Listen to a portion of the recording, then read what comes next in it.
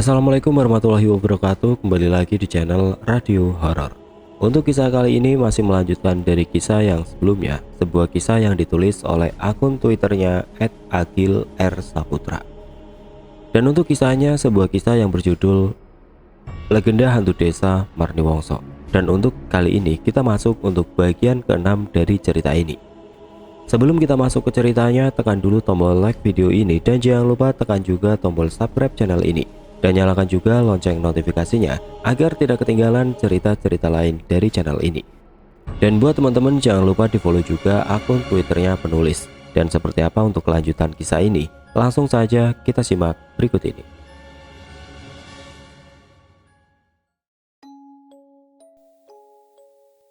Tidak terasa sore menjelang, keluarga Mbak Narti dari kampung seberang yang mendapat kabar itu pun datang. Dan atas saran dari Pak Lurah, Mbak Narti akan dibawa kembali pulang ke tempat asalnya di desa seberang. Namun entahlah, sepertinya pikiran Mbak Narti sudah mulai terganggu. Ia bersikeras menolak keluar dari rumahnya dan berkata bahwa Pak Sobari, suaminya yang sudah meninggal itu, akan pulang. Tidak, Kang Bari itu sudah berjanji akan pulang. Sentak Mbak Narti yang memberontak ketika ingin dinaikkan ke atas delman oleh keluarganya. Istighfar Mbak, yang ikhlas. Kang Bari itu sudah meninggal Mbak, kata adik Mbak Narti. Mati? Dak. Jangan ngawur kamu ya kalau bicara. Kakakmu itu cuma sedang ada keperluan saja. Dia sudah berjanji akan pulang. Pokoknya saya akan menunggu Kang Bari. Sentak Mbak Narti sambil menampar pipi adik kandungnya itu. Kejadian itu disaksikan oleh banyak warga yang sedari tadi memang sudah berkumpul. Dan tentu saja semua orang tercengang dengan perkataan Mbak Narti yang tiba-tiba saja seperti kehilangan kewarasannya. Apakah ini juga ulah Marni Wongso, lelembut yang tadi pagi sempat merasukinya?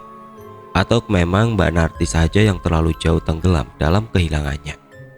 Entahlah, yang jelas Mbak Narti kala itu tetap kekeh bahwa suaminya yang sudah meninggal itu akan pulang. Sampai pada akhirnya seiring hari yang semakin petang dan ditambah langit yang saat itu tampak mendung. Atas masukan dari para warga, keluarga Mbak Narti disarankan agar menginap saja malam ini dan membawa Mbak Narti pulang keesokan hariannya saja. Karena dengan keadaan Mbak Narti yang seperti itu, sangat tidak memungkinkan mereka jika pulang sore ini juga. Apalagi di perjalanan mereka pasti bertemu malam dan hujan. Sebenarnya sedari awal setelah Pak Sobari meninggal, Mbak Narti memang akan diboyong pulang ke tempat asalnya oleh keluarganya. Nunggu 40 harian dulu, kata keluarganya. Tapi karena kejadian ini, mungkin rencana itu akan dipercepat. Sudah, sekarang jenengan menginap dulu saja. Nanti malam biar saya sama teman-teman yang ikut menunggu di sini. Kalau dipaksa pulang sekarang, takutnya kalau nanti di jalan terjadi apa-apa malah susah. Jenengan sudah tahu kan keadaan desa ini seperti apa, kata Nyoto kepada keluarga Mbak Narti sore itu. Pihak keluarga Mbak Narti sempat enggan untuk menginap dan tetap ingin memaksa membawa Mbak Narti keluar dari desa ini. Namun di sini, Mbah Mandur, salah satu sesepuh yang kebetulan juga ada di situ, segera membujuk mereka untuk tetap bertahan semalam saja dengan alasan yang cukup masuk akal. Desa Duku Atas ini dikelilingi oleh persil atau kebun-kebun yang luas. Untuk masuk dan keluar dari desa ini saja, kita semua harus melewati alas bulak, hutan rimbun tanpa penerangan. Kalau keluarga Mbak Narti tetap memaksa keluar sekarang dan hanya menggunakan delman, dipastikan mereka akan bertemu malam di jalan. Apalagi sepertinya akan juga turun hujan, dilihat dari guntur dan kilat yang sudah berkelip di langit. Begitu sekira jelas Mbah Mandur kepada keluarga Mbak Narti, yang akhirnya membuat mereka sedikit berpikir ulang untuk keluar dari desa ini. Iya mas, mohon maaf, takutnya kalau nanti Mbak Narti kerasukan lagi seperti tadi, kan malah repot, sambar Lek Sukri di sela penjelasan dari Mbah Mandur. Hingga keluarga Mbak Narti pun menurut untuk menginap malam ini, dengan catatan harus ada warga yang siaga menunggu mereka di rumah mendiang Pak Sobari itu. Iya, kalau itu pasti Bu. Nanti untuk delmannya biar saya yang membayar sewanya. Nanti untuk Pak Kusirnya beserta delmannya biar tidur dan ditempatkan di rumahnya Mas Nyoto yang dekat situ dan luas, kata Pak Lurah seraya memberikan 10 keping uang logam Rp5 kepada Pak Kusir yang dari tadi terlihat plonga-plongo menyaksikan perdebatan itu. Cukup toh Kang, Rp50. Delmanmu menginap semalam, tanya Pak Lurah kepada Pak Kusir. Wah, enggak. Ya lebih dari cukup ini Pak Lurah. Bisa buat ganti sepatu ini malah, jawab Pak Kusir yang seketika tersenyum sumringah. Singkat cerita, petang pun tiba. Selepas Isya sesuai janji, rumah mendiang Pak Sobari kini sudah dipenuhi oleh banyak warga yang hendak menemani keluarga Mbak Narti yang bermalam. Di teras rumah tampak Pak Lurah, Pak Carik, beberapa warga termasuk Pak Kusir dan 7 orang terpilih itu yang kini tengah duduk bersama. Lah, panjenengan nanti bermalam di mana Mas Lurah? Tanya Lek Kantong waktu itu. Di rumahnya Pak Carik Mas, jawab Pak Lurah dengan nada yang sedikit gelisah.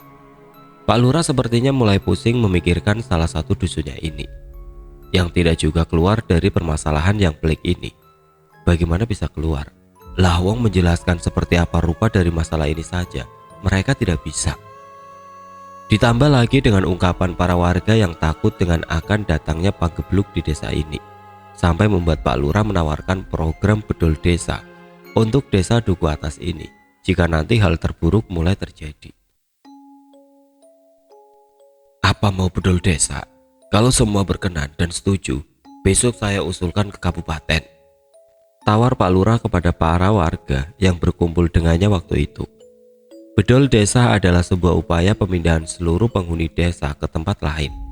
Hal itu cukup lazim dilakukan di era tahun 70-an hingga 80-an, yang biasanya didasari oleh alasan alam dan ekonomi, salah satunya seperti tanah yang kurang subur ataupun adanya keperluan pembangunan oleh negara di tanah desa tersebut, sehingga mengharuskan para penduduk untuk pindah. Tapi apakah bisa bedol desa ini dilakukan dengan alasan gangguan lembut? Begitu sekira warga yang bertanya balik kepada Pak Lurah. Hingga obrolan mereka pun teralihkan oleh Mbak Narti yang keluar membawakan minum, membuat semua orang menatap heran kepadanya. Pada awalnya Mbak Narti memang tampak biasa saja, tersenyum ramah menawarkan minuman hangat dengan teko yang ia bawa dan meletakkannya. Hingga akhirnya sebuah kalimat terucap dari mulutnya yang seketika membuat semua orang yang berkumpul di rumahnya itu bergidik ngeri. Nanti kalau Kang Bari pulang, tolong sampaikan ya, jangan buru-buru pergi.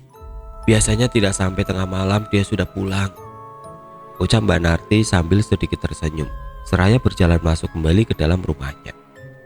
Semua orang terdiam mendengar perkataan Mbak Narti itu.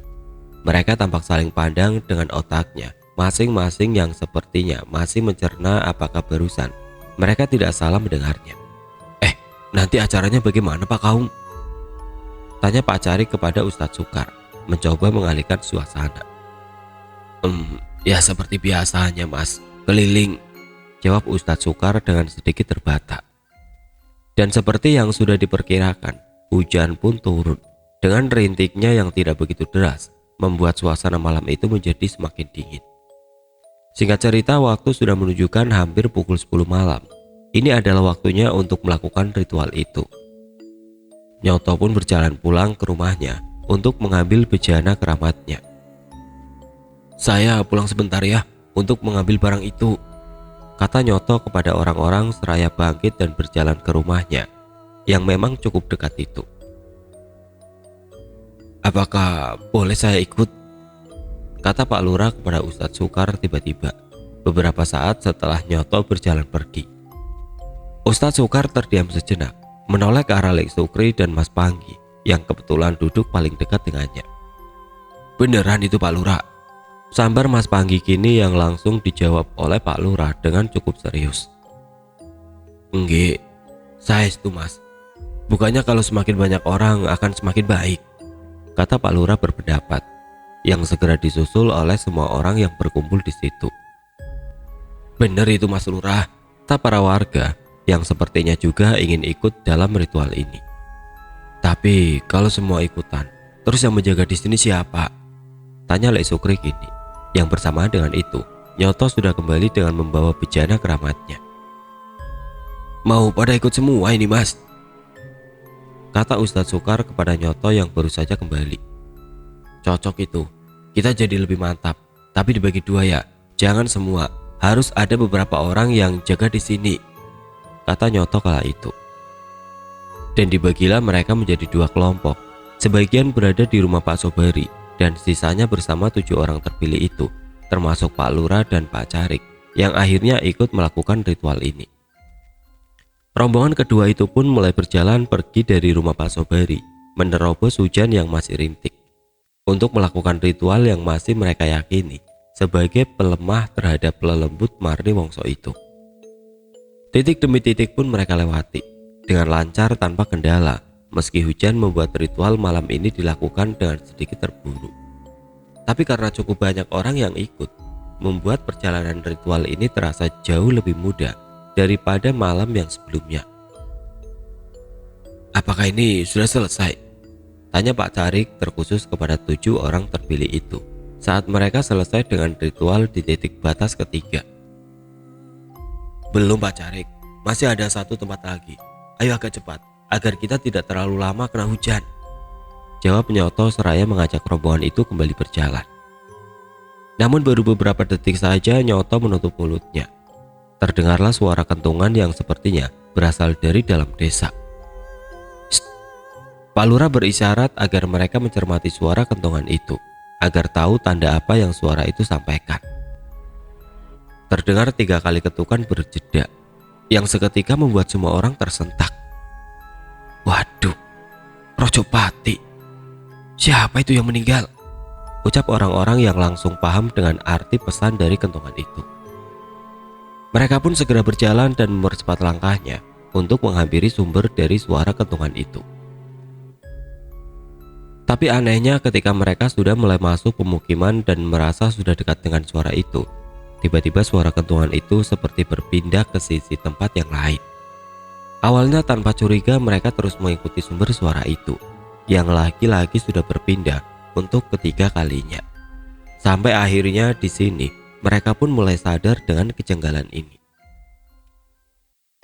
Wah, sepertinya kita sedang dipermainkan, ucap Lekantong. Dan bersamaan dengan itu suara kentungan pertanda kematian itu kembali muncul untuk keempat kalinya. Dan kali ini suaranya terdengar sangat dekat, seperti di depan mereka. Suara itu terdengar jelas dari arah depan rombongan itu, semakin dan semakin dekat, hingga terlihatlah sebuah perawakan yang tidak pernah mereka harapkan. Kini berdiri di depan dengan posisi membelakangi mereka semua. Ya, inilah Marni Wongso. Semua orang terpaku, terlebih untuk para rombongan selain 7 orang terpilih itu, yang untuk kali pertama mereka akhirnya melihat langsung bagaimana bentuk wujud dari lelembut yang meneror desanya selama ini. Minggat, bentak Ustadz Sukar secara tiba-tiba kepada sosok Marni Wongso itu, yang justru kini malah menjadikannya berbalik, menoleh dan memperlihatkan wajahnya. Dan tidak disangka, karena ternyata dari mulut Marni Wongso lah suara kentungan itu berasal. Mulutnya yang mengucup aneh, mengeluarkan suara yang sangat mirip dengan kentungan kayu. Dalam nama Tuhan Yesus, dalam nama Tuhan Yesus, teriak Pak Carik yang ketakutan dan tunggang langgang meninggalkan rombongan, dan mematik suasana menjadi semakin panik dan kacau. Allahu Akbar, Allahu Akbar, sentak Pak Lurah yang kini juga berlari menyusul Pak Carik. Semua orang berlari tidak tentu arah, kecuali ke-7 orang terpilih itu, yang masih bertahan meski kini sambil menutup mata di hadapan Marni Wongso, yang terus mengeluarkan suara kentungan dari mulutnya itu. Sampai akhirnya Nyoto memberontak dengan melemparkan garam yang dibawanya ke arah Marni Wongso. Ah!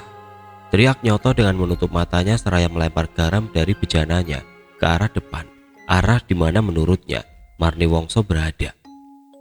Sepertinya itu berhasil, karena setelah itu suara kentungan langsung berhenti begitu saja, berganti dengan teriakan parau mirip hewan, dan disusul dengan rintihan yang sepertinya terdengar semakin menjauh. Di antara rintihan itu, perlahan mereka mulai berani membuka matanya. dan terlihat cukup samar. Di sudut gelap di depan sana, Marni Wongso yang berdiri di kejauhan. Lelembut itu merintih dan beberapa saat kemudian menghilang, meninggalkan mereka yang kini lemas dan tergesa-gesa. Sejenak mereka mencoba untuk menenangkan diri. Tampak terlihat jelas wajah-wajah jengah dan putus asa di raut mereka semua. "Bisa gila kita lama-lama kalau begini terus," ucap Pak Gugat seraya memungut pecinya yang sempat terjatuh. Hingga tiba-tiba bersama dengan itu, "Aduh." Ustadz Sukar memegang hidungnya yang mengeluarkan darah, disusul dengan dirinya yang kini limbung dan hampir ambruk ke tanah.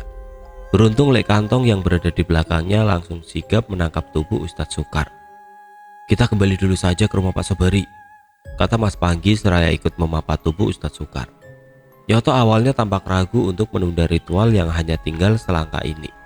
Namun melihat keadaan Ustadz Sukar yang sepertinya tidak memungkinkan, akhirnya ketujuh orang terpilih itu memutuskan untuk kembali ke rumah Pak Sobari. Singkat cerita, sampailah mereka di rumah Pak Sobari. Tampak Pak Lurah dan Pak Carik sedang duduk meringkuk di teras bersama adik kandung Mbak Narti dan Pak Kusir. "Yang lainnya pada kemana ini?" tanya Mas Panggi sambil memapa Ustadz Sukar dan mendudukannya di atas tikar di teras itu. Orang-orang yang seharusnya sudah sepakat untuk menjaga rumah Mbak Narti itu tidak terlihat satu orang pun. Hingga dengan wajah panik, adik Mbak Narti pun menjawab, "Semua sedang mengejar kakak saya," kata adik Mbak Narti kepada mereka yang baru saja datang. "Mengejar bagaimana maksudnya?" tanya Mas Panggi lagi. "Mbak Narti baru saja keluar dan berlari ke arah selatan. Terus sekarang orang-orang yang tadi berada di sini sedang mengejarnya ke sana," kata adik Mbak Narti sambil memegangi lehernya yang sepertinya terluka. Ternyata Mbak Narti sempat menyerang adiknya sendiri sebelum berlari keluar dari rumahnya. Menurut keterangan adiknya, semua dipacu oleh perdebatan di antara mereka. Mbak Narti yang terus saja menganggap suaminya masih hidup, dengan sang adik yang mencoba untuk menyadarkan bahwa Pak Sobari itu sudah meninggal. Hingga berakhir dengan ditusuknya leher adik Mbak Narti menggunakan garpu. Beruntung luka yang dialaminya hanya luka goresan saja. Dan tidak lama setelah itu, orang-orang yang tadi mengejar pun datang dengan menggotong Mbak Narti yang sepertinya tidak sadarkan diri. "Pingsan di depan balai desa," ucap Pak Bagong, salah satu dari rombongan pengejar itu. Mbak Narti pun sudah dibawa masuk, dan atas saran dari para warga, ia pun diikat dengan ranjangnya untuk mencegah sesuatu yang tidak diinginkan itu terjadi lagi. Semua orang kembali berkumpul di depan rumah mendiang Pak Sobari itu, dan tampak tidak banyak bicara. Mungkin itu semua karena masing-masing nalarnya yang masih mencoba untuk mencerna ketidakwajaran ini. Terlihat juga adik Mbak Narti yang kali ini ikut berbaur dengan para warga, karena setelah penyerangan itu, ia merasa tidak nyaman untuk beristirahat di dalam rumah. Sementara itu, Ustadz Sukar yang tadi sempat limbung, kini tampak sudah membaik. Darah yang keluar dari hidungnya juga sudah berhenti mengalir, seraya menyesap kopi yang sudah dingin. Ustadz Sukar pun mulai membuka obrolan untuk sedikit memecah kekakuan ini. Rombongan yang tadi ikut dengan kita itu pada kemana ya?" kata Ustadz Sukar dengan daun sirih yang masih menyumbat kedua lubang hidungnya. "Sepertinya sudah pada berlari pulang ke rumahnya masing-masing, Kang," jawab Pak Carik ini. "Demi Tuhan Yesus, baru tadi itu saya melihat hantu yang selama ini hanya aku dengar suaranya saja. Sumpah, tidak laki-laki," kata Pak Carik lagi dengan mimik wajahnya yang masih terlihat shock. Dan segera disambar oleh Pak Lurah yang sepertinya sudah merasa sedikit tenang. "Iya Mas, rasanya seperti mimpi. Sudahlah, kalau semua ini tidak bisa diatasi, besok saya akan langsung pergi ke kabupaten kota. Saya ajukan program bedol desa untuk desa Duku Atas ini," kata Pak Lurah saat ini, yang segera mendapat penolakan dari ketujuh orang terpilih itu. Penolakan itu pertama kali dilontarkan oleh Ustadz Sukar, yang merasa malam ini terjadi sedikit perkembangan, karena untuk kali pertama Marni Wongso dibuat menangis di hadapan 7 orang terpilih itu. "Lagian, Pak Gebluknya saja belum datang kok Mas Lurah. Tenang saja, saya cukup yakin saya dan kawan-kawan yang didukung oleh para warga pasti bisa keluar dari masalah ini," kata Ustadz Sukar menanggapi usulan dari Pak Lurah. Tidak terasa waktu sudah lewat tengah malam. Bejo yang pertama kali mengingatkan bahwa mereka harus menyelesaikan ritual di satu titik batas lagi. Terus, ini mau diteruskan apa tidak? Masih kurang satu tempat lagi loh, kata Bejo menyela di sela-sela perbincangan. Oh iya, masih kurang satu lagi ya. Ayo, kita segera berangkat saja, daripada nanti semakin malam, tanggap Nyoto yang segera bangkit dan bersiap.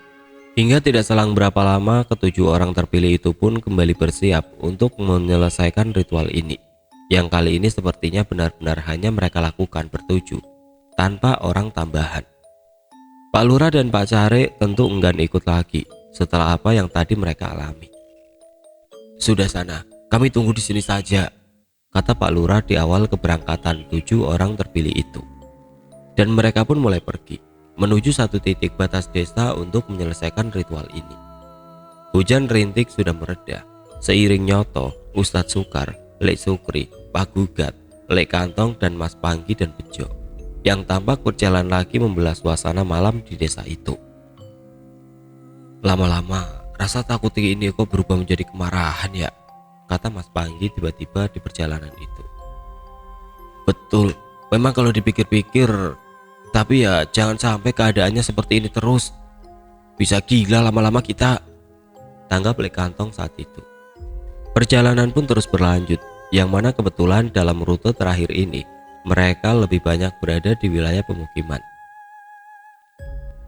Sek, tunggu sebentar, saya ingin memeriksa istri saya dulu, kata Mas Panggi ketika perjalanan itu kebetulan melewati rumahnya. Mas Panggi pun segera masuk ke rumahnya untuk memeriksa keadaan istrinya yang sedang hamil tua tersebut. Sementara yang lain kini tampak menunggu di depan rumah. Hingga selang beberapa saat kemudian, Mas Panggi keluar lagi dengan membawa kelewang yang tergenggam di tangannya. Ngapain bawa-bawa itu segala? Ujar Ustadz Sukar yang sedikit keheranan melihat Mas Panggi membawa senjata tajam. Ya, buat jaga-jaga saja.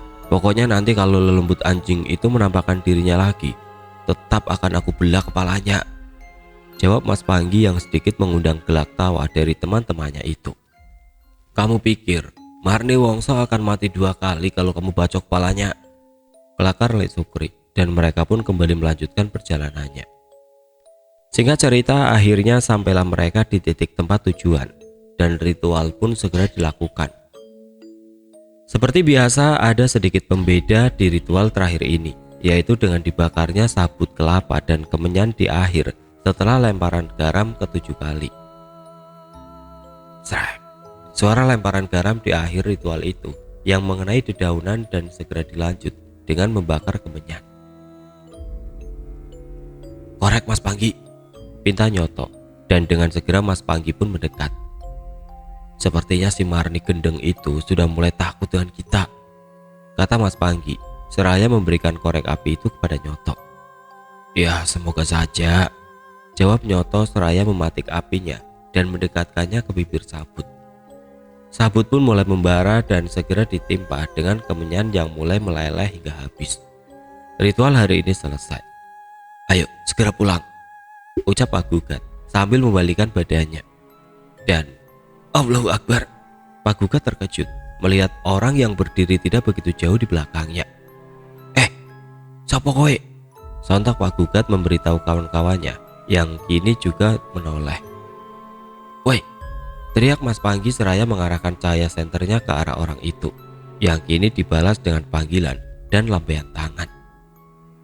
Tolong, tolong. Erang orang itu dengan suara dan nada yang sangat akrab di telinga mereka. Hingga diketahuilah orang itu adalah Wak Jumari, orang pengidap gangguan mental yang tadi pagi diserang oleh Mbak Narti yang kerasukan. Kenapa Wak? Sini, malah berdiri saja, teriak Lek Kantong. Tolong, tolong, ucapnya dengan nada bicara yang mulai seperti menahan tangis. Kenapa itu Wak Jumari? Kata Ustadz Sukar yang merasa janggal dan kini mendekat menghampiri. Kenapa sampean? Ucap Ustadz Sukar seraya memegang tubuh Wak Jumari yang terlihat sangat ketakutan. Mbah Mandur, kata Wak Jumari sembari menunjuk ke arah belakang mereka. Mbak Mandur kenapa, Kang? Sudahlah, tidak usah aneh-aneh, tanya Mas Panggi kini dengan sedikit emosi. Kakiku tidak bisa digerakkan, erang Wak Jumari yang menangis, bak anak kecil kehilangan mainannya. Hal ini memang sudah kerap terjadi. Semua orang yang mengenalnya juga sudah hafal, karena di waktu-waktu tertentu Wak Jumari tiba-tiba akan merasa kakinya tidak bisa digerakkan. Elah, kumat lagi orang ini, kata Mas Panggi dengan kesal. Hingga cara ampuh pun dilakukan, yaitu dengan membuatnya terkejut. Blak! Ustadz Sukar dengan tiba-tiba menepuk belakang badan Wak Jumari. Mari, ucap Ustadz Sukar memberi sugesti sambil menepuk-nepuk kaki Wak Jumari, yang dengan ajaibnya membuat kakinya kini kembali bisa digerakkan. Wes, sudah. Sekarang kenapa Mbak Mandur? Tanya Ustadz Sukar dengan pelan.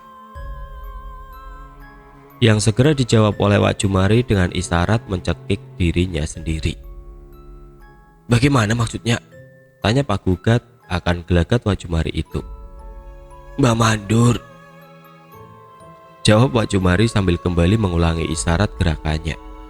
Ini jelas bukan berita yang baik, yang seketika langsung mereka sadari.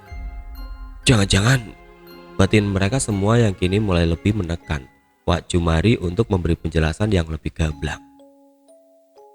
Hingga pada akhirnya Wak Jumari meraih tangan Ustadz Sukar dan mengajaknya berjalan, yang segera diikuti oleh Nyoto, Lek Sukri, Lek Kantong, Pak Gugat, Bejo dan Mas Panggi. Kini mereka semua berjalan mengikuti Wak Jumari, yang akhirnya berhenti di depan rumah Mbah Mandur itu sendiri. Wak Jumari mengajak mereka semua untuk masuk ke halamannya, dan setelah itu menunjukkan sesuatu yang berada di batang pohon di depan rumah salah satu sesepuh desa itu. Dan disinilah mereka baru mengerti apa arti isyarat dari Wak Jumari tadi, yang ternyata benar mengartikan sebuah keburukan. Karena di atas pohon mangga yang tidak begitu tinggi itu, di salah satu batangnya, Mbah Mandur menggantung dirinya. Ya Allah, ucap Mas Panggi begitu melihat itu dan langsung berlari untuk menahan tubuh Mbah Mandur. Terlihat sebuah kejanggalan dengan penampakan sekilas tubuh Mbah Mandur yang menggantung di atas pohon itu.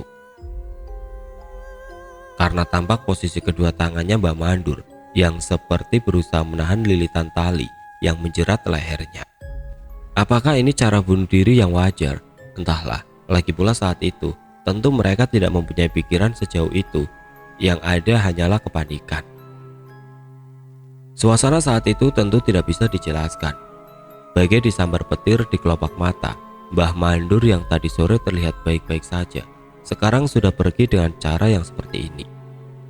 Bejo dan Nyoto segera berlari keluar dari halaman dan mengetuk setiap pintu yang mereka temui untuk mengabarkan hal ini, dan tidak membutuhkan waktu lama. Di sepertiga malam itu untuk membangunkan para warga yang satu persatu mulai berdatangan dan memenuhi halaman rumah Mbah Mandur untuk menyaksikan pemandangan yang sangat miris itu.